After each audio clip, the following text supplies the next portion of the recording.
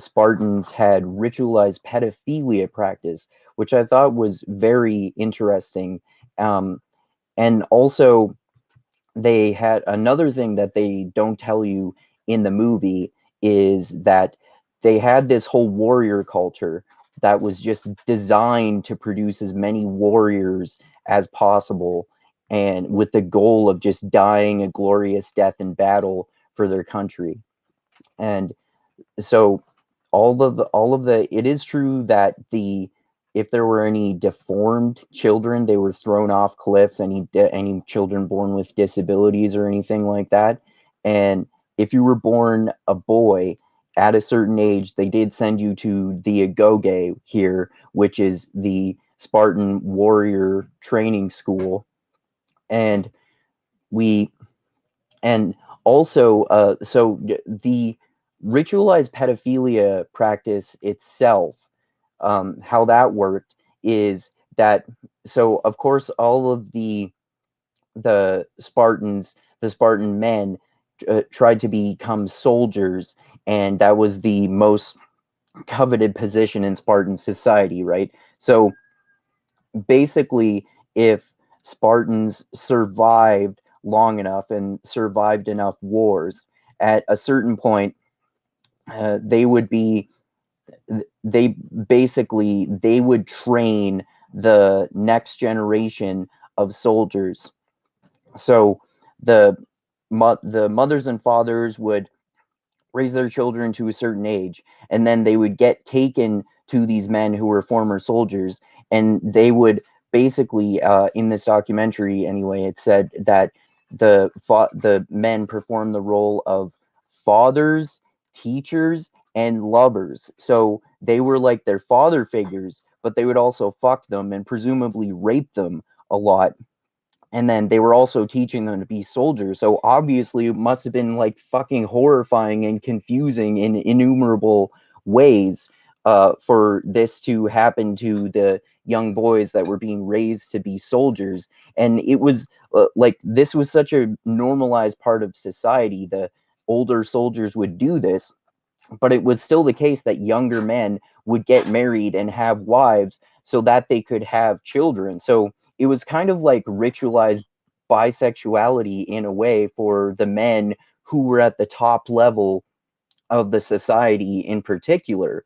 They would get married and have wives, and then later on in life, they would fucking rape boys as part of their, and like I said, it was a ritualized practice as a part of their culture.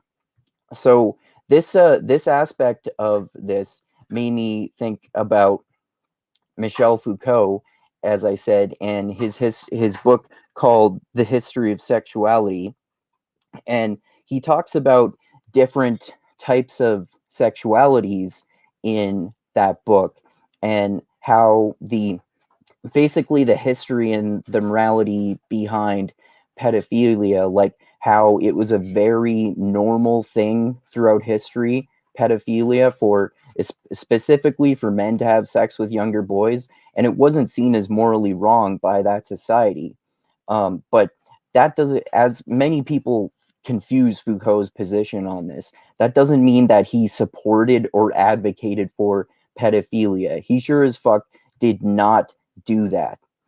He was just pointing out that pedophilia, along with other types of sexualities, were these ways of being a human that were looked at, that were basically, they put them into these new categories. The institutions of the modern era, like science and religion, created these new categories like pedophilia and homosexuality that had never existed before, in order to normalize heterosexuality and all that kind of stuff, and in order to demonize these people, but specifically through the institutions of science and religion, to label particularly homosexuals, for example, as sinful and medically flawed in the same way as pedophiles. Now, again, this is not to say, and Foucault sure as fuck does not say this either, that this means that pedophiles are just as much of victims as gay people. Of course not. He sure doesn't fucking say that. he was gay himself, so he's biased, but he wasn't like supporting or advocating pedophilia at any point in his entire fucking life either. He was just saying that this is an abnormal thing, and we see it, the way that we as a society see sexual practice changes throughout history in our culture. We see pedophilia as wrong now, and I think, and I'm sure Foucault thought too, this is probably correct. Like, it's morally wrong to be a fucking pedophile, of course. Just like how it was morally wrong for this, it was not only morally wrong for the Spartans rather, to practice pedophilia, it was also wrong for the Spartans to have slavery, of course, right? But we can still analyze these things in a historical context. And it's just interesting that these things that are widely regarded as moral evils in today's world are seen as just normal and morally just throughout the majority of human history. Now, I mentioned how Foucault was a gay person himself, and I mentioned a lot how he uses homosexuality in his book called History of Sexuality to demonstrate how this category of homosexuality has been created in order to separate gay people from so-called straight people, and in order to, through the modern institutions of science and religion, label them as sinners and medically flawed people. So whether you're gay or lesbian or anything like that, and it's it's interesting because a lot of what people say when they criticize so-called postmodernists like Foucault is that they think that postmodernists were for creating these endless categories through which we should identify people by very specific terms and create an endless succession of new categories and new really specific boxes that we have invented through our modern institutions of science and religion and government and all the rest.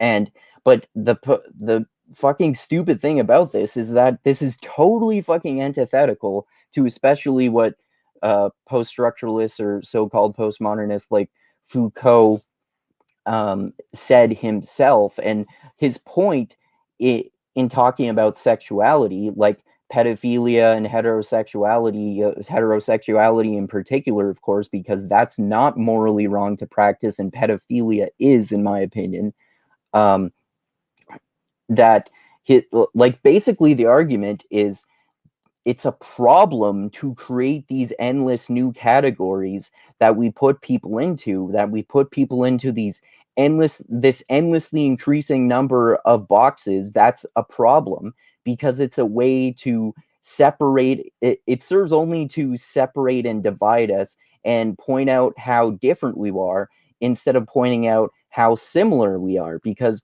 all human beings are far more similar than we are different. We're 99% genetically similar, right? And so, like, if you want to say, I don't know, I'm like gay, bi, queer, gender fluid, I identify as a dragon or an attack helicopter or anything like that, I would bet money on the claim that Foucault would be totally against this endless creation of fucking categories, because it's just all fucking stupid virtue signaling for people to make themselves feel better about themselves. So this is where public intellectuals like Jordan Peterson and James Lindsay come in. So Jordan Peterson, of course, my hobby horse is criticizing him for endlessly strawmanning postmodernism and Foucault in particular. And I haven't seen him talk that much about Foucault in terms of pedophilia, especially, but he's definitely basically made this endless straw man about Foucault, which is that basically Foucault supports this endless creation of categories and wants to normalize this fucking crazy bullshit and take that, and deconstruction is literally Derrida's word. Deconstruction is literally meant for advocating for tearing down all the institutions of modern society, like science and religion and government, and just replacing them with like this postmodern society, which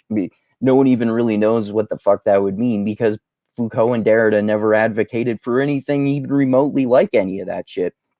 Deconstruction was a purely rhetorical and analytical exercise. It wasn't about engineering like fucking, it wasn't about engineering jack shit. So this shit is fucking stupid. But anyway, um, this book called Explaining Postmodernism by Stephen Hicks is where Jordan Peterson gets all his strawmans about Foucault from, because he hasn't actually read Foucault himself. And Pete and Stephen Hicks basically strawmans Foucault all the time too. He takes all these paragraphs out of context and presents them in ways that are totally opposite from the way that they're meant when Foucault's writing them in that book. And he also talks about how Foucault talks about pedophilia from a moral and philosophical and historical perspective, but he basically gets his intention totally fucking wrong, and he's mind reading and assuming that the reason that Foucault brings this up is that he wants to actually fucking actively advocate for and apologize for pedophilia, which is stupid, which is really fucking stupid.